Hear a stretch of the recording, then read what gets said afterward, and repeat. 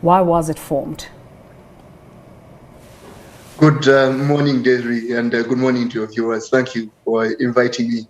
And let us understand the time in which the Communist Party of China was founded in July of 1921. This was 4 years after the Soviet Revolution in Russia. So there was a lot of euphoria about a communist system. And then we should also understand that here in South Africa, the South African Communist Party was formed almost at the same time as the Communist Party of China. So what the inspiration behind that, of course, was because China had just cast off the shackles of its dynasties in 1911, after the 1911 socialist after the 1911 revolution, and of course the ascendance of the nationalist Kuomintang into power. So that those are just some of the contexts in which the Communist Party of China was founded. And of course, China had to cast off foreign domination at the hands of Japan. Of course, Macau was also under Portuguese rule. Hong Kong up to 1997 was under British rule.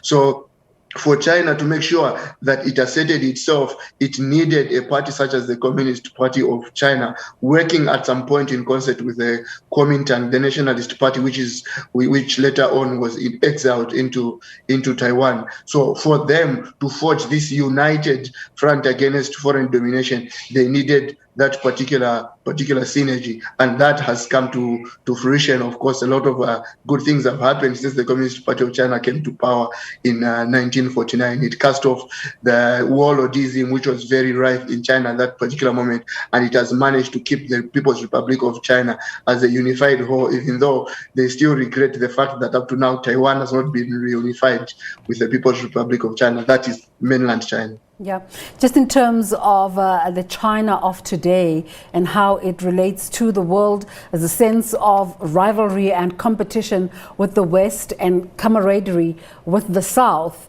although that camaraderie is sometimes questioned to the point of China wanting to recolonize Africa. What is the conversation at this stage about China's global relations? When it comes to China's affinity and solidarity with the developing world, or the global South, as it is sometimes called, we have to look at the intersecting histories that China and the global South have. They are both regions that were known as the third world, to use the balance of gone by days. Not only that, China has had some experiences that Africa and the global South in general could relate to. These experiences, for example, foreign domination, colonialism, and settler rule, and of course, the suzerainty of foreign powers over the domestic affairs of the global South. So these are some of the issues that cemented China's relationship with the global South. And of course, we have to understand the fact that at the time when China was desperately poor in the 1950s and in the 1960s, going up to the 1970s, it still put its own propaganda to the benefit of Africa's fight against colonial and settler rule, even apartheid here in South Africa. Not only that, in countries like Zambia and Tanzania that wanted a respite from apartheid South Africa and Rhodesia under the Unilateral Declaration of Independence, they had to go to China to look for sponsorship for the Tanzania-Zambia rail line that lessened Zambia's dependency on South Africa and Rhodesia. So those are just some of the issues that cemented China's affinity with the developing world. When it comes to the West, we have to expect that the ideological rivalry will continue between China and the West, because China values stability more than anything, whilst the West will put the pursuit of civil liberties, the pursuit of open markets almost above everything else. Whilst China looks at the world in pragmatic terms, sometimes the West could be idealistic in the way it looks at its political system, and that is the fundamental difference. One looks at a cultural form of politics, that is China, where politics has to be looked at in the context of the internal dynamics of a country, whilst the West tends to look at its own values as being universally applicable, and that of course plays itself into imposing Western ideas on the rest of the world. When it comes to China wanting to colonize the global South especially, well, that could happen not by design, but by default. Africa and the global south have to fortify their own economic traction. If that is fortified, then we will see a global south that is able to repay back most of the spiraling debt that it owes to China. And when that is done, we cannot see China colonizing the global south. And just before we let you go, on an unrelated question, recent developments in the Democratic Republic of Congo, the country requesting membership of the East African community, the thriving East African community. Why this move by this country? The Democratic Republic of Congo is already integrated in the East African community, informally, if not formally, already. For example, in the eastern part of Congo, where there is actually security troubles, it shares borders with 6 of the East African community members. And not only that, the East African community, which is rightly thriving, as you have correctly put it there, is an ambitious regional economic community, and it cannot avoid the potential that comes with including the Democratic Republic of Congo. This is a market of about 87 million Congolese, and not only that, of course, the Congolese has the potential to generate electricity for most of Central, even Southern Africa, because if the Inga 8 and the Inga 10 dam comes into fruition, we'll see that the Congo have the capacity of generating about 110,000 megawatts of electricity. So that is a market into which the East African community could tap in. And we foresee that happening actually because of the potential that it comes with as a resource-rich country with a very good population.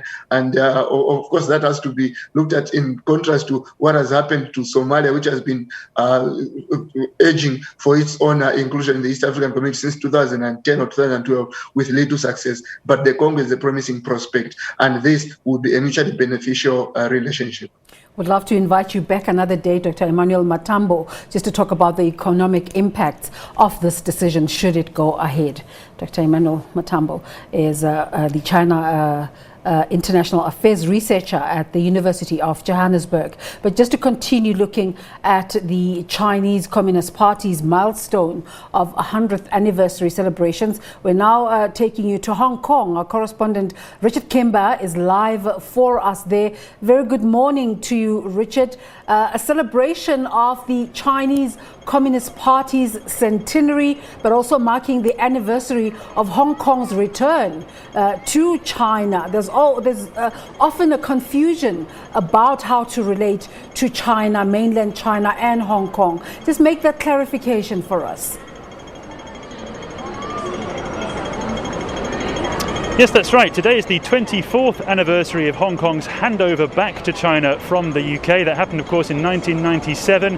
This is a day that has always been celebrated here with pomp and ceremony from government officials, but it's also been marked annually with large-scale rallies and protests, not necessarily specifically about the handover back to China, although that's often been one of the main causes, but really it's been used for any anti-government sentiment that exists in society. Today's been the day in which tens of thousands, sometimes hundreds of thousands, sometimes 2 million people have gathered to march through the streets. Today, though, as you can see behind me, it's much more like a regular shopping day. This exact spot a year ago was full of protesters. Now you can see it's really more full of police. There's large stop and search operations going on just behind me, and just behind where I'm standing now, on the other side of the camera lens, are 20-30 police, all monitoring what's going on here to try to prevent a similar size rally from taking place again this year.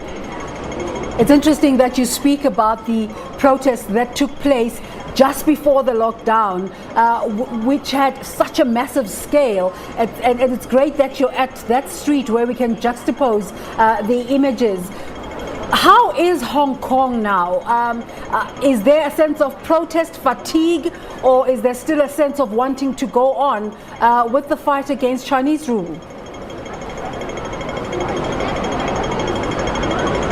Well, very simply, it's almost impossible now for there to be any large-scale protests because of action like we're seeing today from the police, preempting any attempt to try and gather in large numbers. A large gathering has been banned today, just as it has been many times in previous months, because of concerns over COVID-19, although many of the activists here, the pro-democracy demonstrators, say this is merely being used as an excuse to try and suppress any form of political opposition here, since in Hong Kong, traditionally, police have long permitted any form of large rally and protest. It's been a long upheld tradition here for the freedom of expression. This, though, after the introduction of the national security law exactly 1 year ago today, has been something that's been a fundamental shift in Hong Kong society, and that's why today I'm standing in a place I would not have been able to stand in very easily last year, because this entire area would have been full of anti-government protesters chanting. Today, as you can see, very little evidence of that because there's so many police on the streets. Yeah.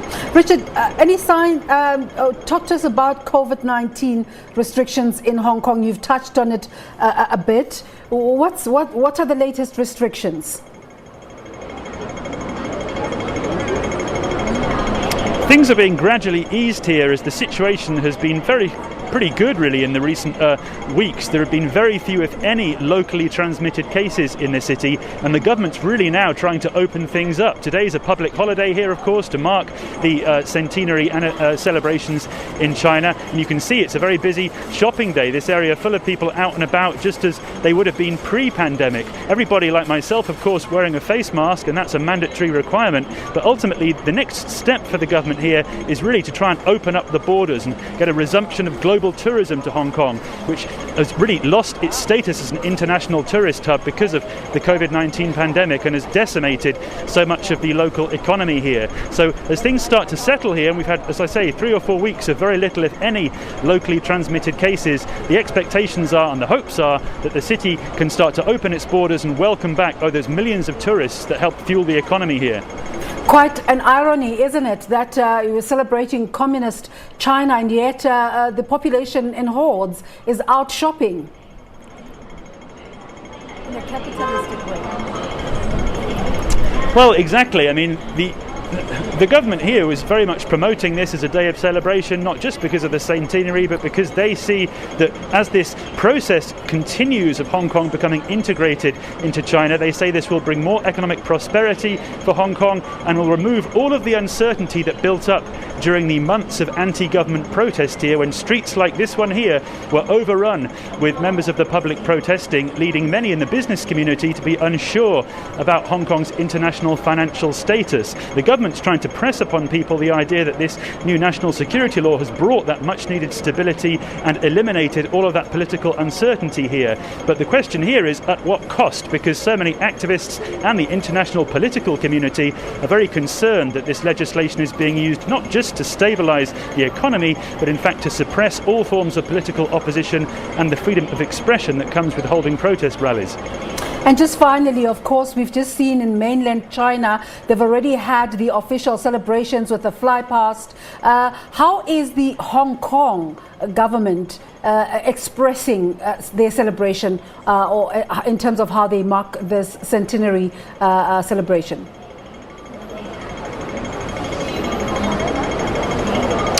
The process in Hong Kong is actually becoming increasingly similar to that which takes place in Beijing. Not just the ceremony, not just the style, but specifically even the language of the politicians here. That's something that is worrying some people in Hong Kong who have been concerned about the way that Hong Kong is becoming, in their eyes, just another mainland Chinese city. So we've seen almost exact replica celebrations this morning in the government headquarters as we saw happening in Beijing. The big difference, of course, is that so many of the people standing around me here not necessarily on board with those celebrations, and although they might not be out protesting in the way that they were last year and back in 2019, there's still a huge amount of anti-government sentiment here and great deal of concern about how the future lies. Even if economic prosperity continues in Hong Kong, some people here would much rather just have freedom of expression and the right to continue to challenge the government's authority on many issues, not least the way that Hong Kong is being returned to China. Richard Kimber is out in Hong Kong for us, looking at celebrations to mark 100 years of the Communist Party in China.